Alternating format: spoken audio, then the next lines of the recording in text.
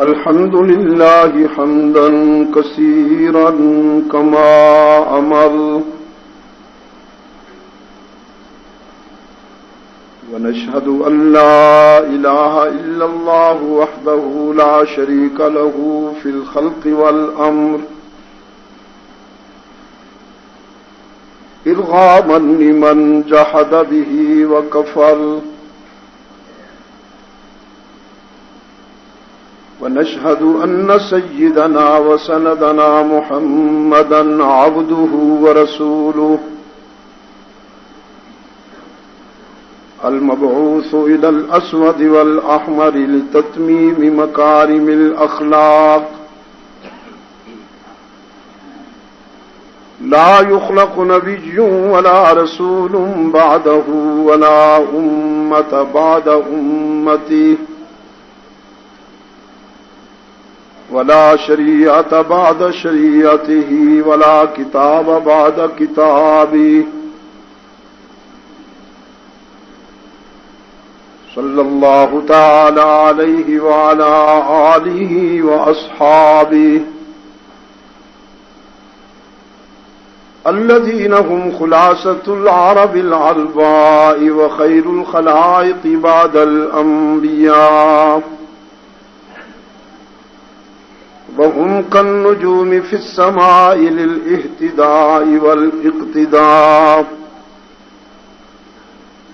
وهم مفاتيح الرحمة ومصابيح الغرر أعوذ بالله من الشيطان الرجيم بسم الله الرحمن الرحيم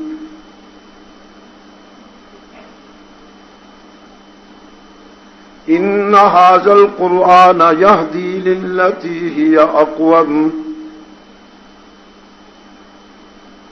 صدق الله مولانا العظيم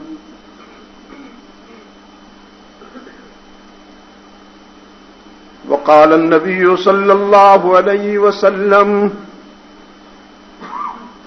إنما بعثت لأتمم مكارم الأخلاق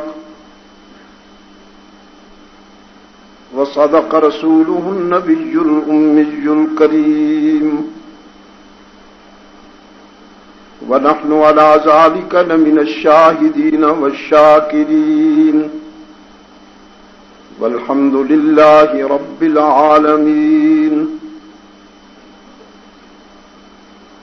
خدا در انتظار حمد مانیست، محمد چشم بر راہ سنانیست. محمد حامد حمد خدا بس، خدا مد آفرین مصطفیٰ بس. محمد از تو می خواهم خدا را، خدایا از تو حب مصطفیٰ را. اللهم صل على محمد وعلى آل محمد كما صليت على إبراهيم وعلى آل إبراهيم إنك حميد مجيد. اللهم بارك على محمد وعلى آل محمد كما باركت على إبراهيم وعلى آل إبراهيم إنك حميد مجيد.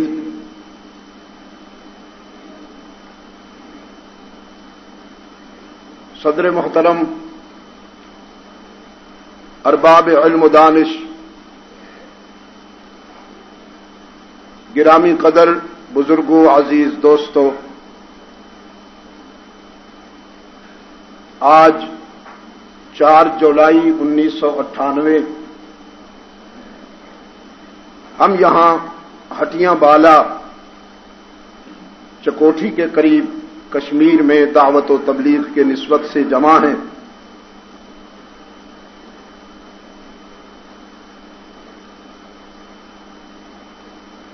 آج کی گفتگو کی بنیاد کتاب اللہ کا وہ حصہ ہے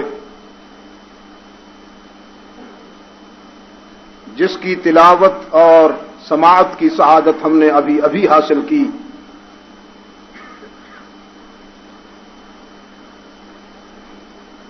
اس ملاقات کو یا اس پروگرام کو غالباً اللہ کے محبوب کی سیرت اور آپ صلی اللہ علیہ وسلم کی شخصیت کے حوالے سے معنون کیا گیا ہے. میں کہا کرتا ہوں سیرت اور وہ بھی سرور کائنات کی جبرائیل امین کی زبان چاہیے اس کو بیان کرنے کے لیے اور ابو بکر صدیق کا دل چاہیے اس موضوع کو سننے کے لیے.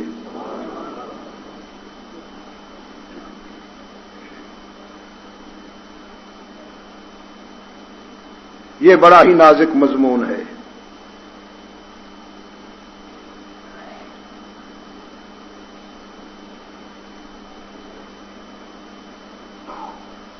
اور یہ وہ مضمون ہے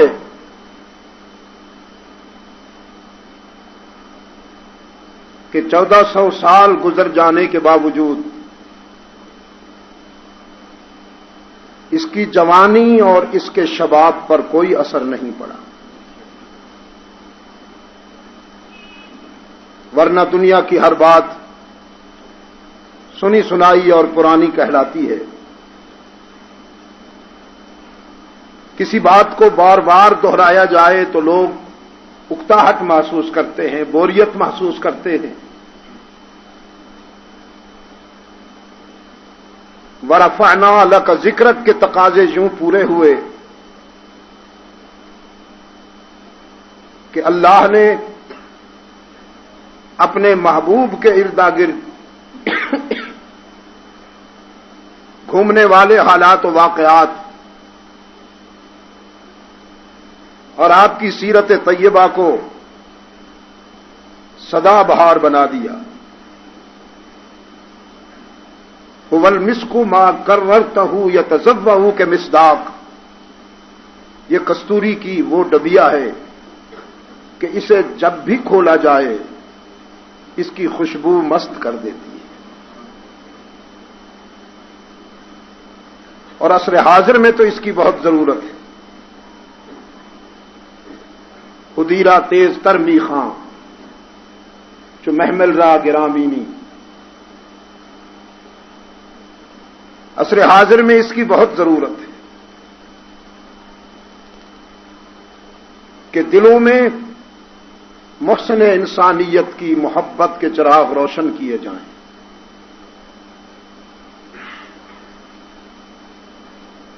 اور کشمیر کے روشن ضمیروں یہ بھی یاد رکھیے گا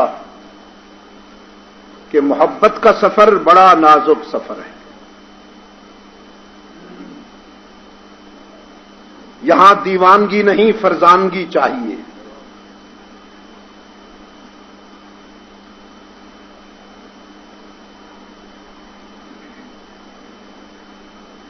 دشمنی اتنی مشکل نہیں جتنی محبت مشکل ہے. اس لیے کہ دشمنی اور عداوت تو حیوانیت کی پہچان ہے. ہر جانور جانتا ہے عداوت کے انداز، عداوت کے اسلوب، ہر جانور جانتا ہے. لیکن محبت بہت نازک چیز ہے. اور حضرت شاہ عبد القادر رحمت اللہ تعالی علیہ نے حضرت شاہ ولی اللہ رحمت اللہ تعالی علیہ کے فرزند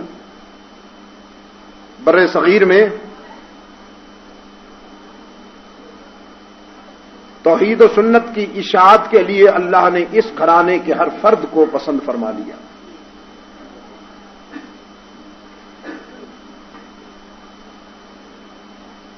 بر صغیر میں یہ گھرانہ مسلمانوں کا علمی محسن ہے.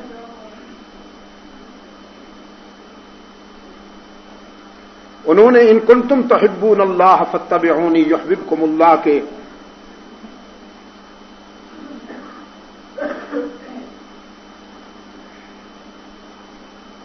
ذیل میں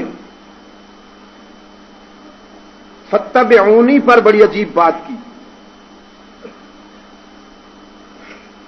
کہ اللہ نے تو اپنی محبت کو مشروط کر دیا اپنے رسول کی اطاعت سے.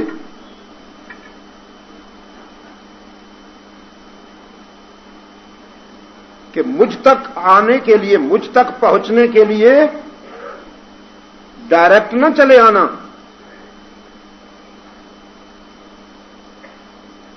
مجھ سے محبت کا سلیقہ میرے محبوب سے سیکھو.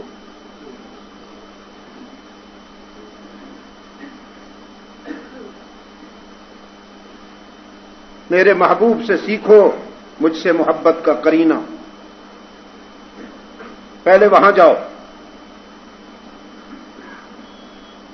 تو مشروط کر دیا اللہ نے اپنی محبت کو اپنے رسول کی اطاعت سے. یہ نہیں فرمایا کہ مجھ سے محبت کرنی ہے تو پہلے میرے رسول سے محبت کرو، یہ نہیں فرمایا. علماء بیٹھے ہوئے، پوچھئے ان سے. شاید اس لیے نہیں فرمایا کہ یہ ایسا محبوب ہے کہ اس سے محبت کا سلیقہ اور قرینہ تو بس میں ہی جانتا ہوں، تم میں سے کوئی بھی نہیں. ان سے محبت کا حق تو میں ہی ادا کر سکتا ہوں، تم صرف اتنا کرو کہ ان کا طوق غلامی اپنے گلے میں ڈال لو، ان کی اطاعت کر لو، پھر مجھے ڈھونڈنے کی ضرورت نہیں، میری رحمت خود تمہیں تلاش کر لے گی. تم میرے محبوب کے بن جاؤ تو پھر میری رحمت خود تمہیں تلاش کر لے گی. شاہ صاحب لکھتے ہیں محبت وہی قابل قبول ہے جو محبوب کی مرضی کے مطابق کی جائے.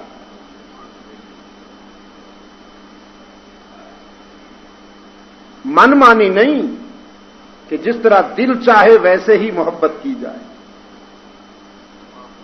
جیسے آج کل محبت ہوتی ہے نا، جس سے سیاسی مارکیٹ چمکے، جس سے دنیاوی سٹیٹس بنے،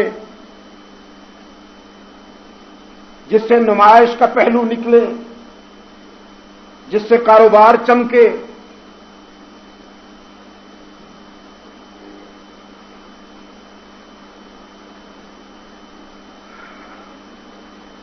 جب محبت میں نمائش آ جائے تو وہ بازار کی چیز بن جاتی ہے، دل کی دنیا سے نکل جاتی ہے.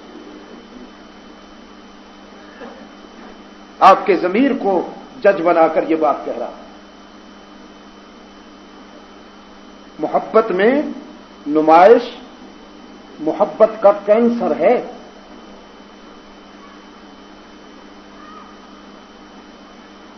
محبت میں نمائش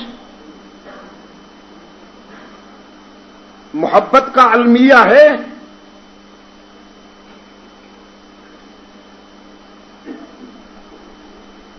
وہ کیا کہا؟ خود نمائی تو نہیں شیوائے ارباب وفا، جس کو جلنا ہو وہ آرام سے جل جاتے ہیں. وہ کسی مرغے کی آواز سن کر ایک صاحب نظر نے کہا، اے مرغ سحر عشق ز پروانہ بے آموز. دیر سے سوئے ہوں گے نا، تھکے ہوئے ہوں گے، ادھر مرغ نے بے وقت کی اذانیں شروع کر دی ہوں گی. ہوگا نا کوئی حلوائی. تو صاحب نظر نے مرغ سے کہا، عشق سیکھنا ہے تو پروانے سے سیکھ. چیخ رہا ہے، چیخ رہا ہے. کہاں سوختہ جاں شدو پر آواز نہ آیت، کہاں سوختہ جاں شدو آواز نہ آیت. اپنی شمع پر پروانہ جل تو جاتا ہے، لیکن آج تک دنیا میں کسی نے پروانے کی آواز نہیں سنی.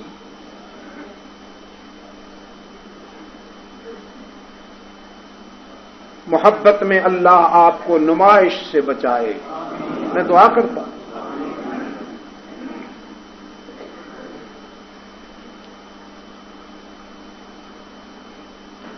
مخدومۃ المسلمین ام المؤمنین سیدہ عائشہ صدیقہ رضی اللہ تعالی عنہا سے